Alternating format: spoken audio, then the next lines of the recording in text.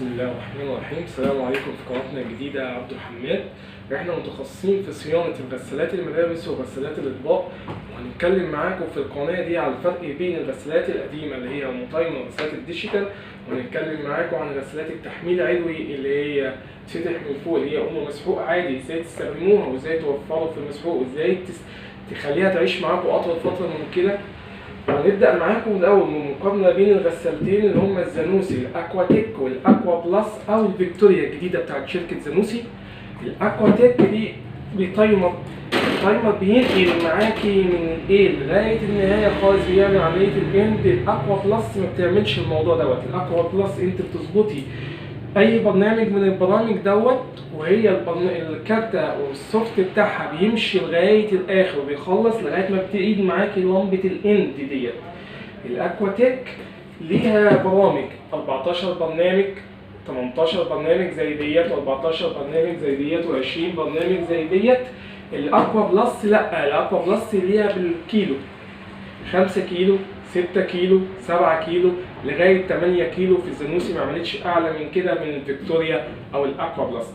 الأكوا بلس بتعمل معاك بالسرعة من أول 600 لفة لغاية 1200 لفة في بعض الموديلات، وبعض الموديلات التانية ليها بتوصل لغاية 1400 لفة في الدقيقة.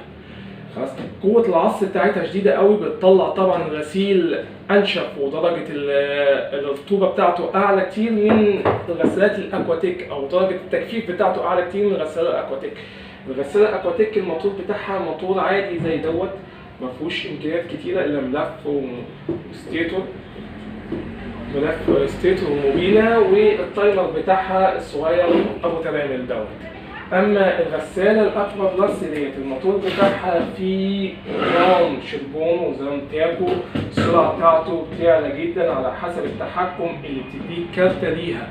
ممكن انت تظبط سرعه العصر بتاعها ل 500 ل 600 ل 700 ل 800 في الغساله ديت. في بعض الموديلات الثانيه ممكن توصلها ل 1000 و 1200 لفه.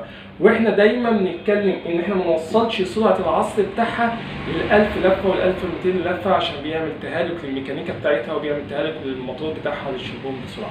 فاحنا دايما بنقول للناس حافظي على غسالتك، ما تخليهاش سرعه العصر عالية قوي عشان تقدري تحافظي على الميكانيكا بتاعتها وعلى السرعة بتاعتها وعلى القوة بتاعتها، وإنها تعيش معاكي أطول فترة ممكنة.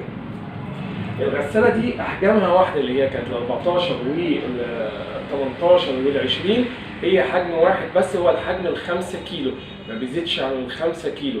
أما ديت زي ما احنا قلنا بنوصل من 5 كيلو لغاية 8 كيلو. أما سرعة العصر ديت بتوصل في ال 14 500 لفة، في ال 18 بتوصل 600 لفة، في ال 20 أعلى حاجة ليها 800 لفة، ما بتعلاش عن كده. أما الأكواتيك يمكن إحنا أغلب الفنيين بيحبوها شوية، لأن هي قطع غيارها متوفرة جدا، صيانتها سهلة، بتريح العميل نفسه في تكلفة الصيانة، متبقاش تكلفتها عالية. الموتور ده بيبقى أرخص شوية من الموتور ده. التايمر دوت لما بيجي يتغير في الغسالة دي أرخص كتير من الكارتة لما أجي أغير الكارتة في الغسالة ديت. بس طبعا الحجم بيختلف، دي حجمها قلنا قليل، دي حجمها كتير. دي لما الغسالة بتهلك عند الناس كتيرة بتقول خلاص أنا عايز أجدد، عايز أجيب حجم أكبر. بس صدقوني الغسالة ديت من الغسالات الممتازة في زانوسي والغسالات الممتازة اللي في السوق. ما بتهلكش بسرعة، ما بتتعبش بسرعة معاكي، تقدر تشتغل معاكي فترة طويلة، تقدر تعمل غسيل، تقدر تعملي دورتين في اليوم ولا حاجة.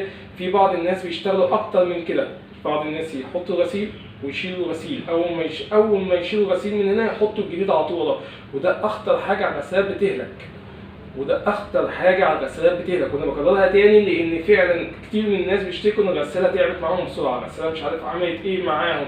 الغساله دي اخطر حاجه على الغسالات، ان هو تشيل الغسيل وتحط الغسيل وراه. اخطر حاجه على الغساله نحطها في الحمام ده بيدمر الغساله. الرطوبه بتاثر على الجسم، بتاثر على مكونات الغساله من جوه، زي الموتور كده بيصدي، الموتور بيتعب، بعض الاجزاء التانيه بيجي لها رطوبه فبتتعب معاكي بسرعه وتبوظ. فاحنا النهارده بس عملنا مقارنه سريعه، او في الفيديو ده بنعمل مقارنه سريعه بين الغسالتين.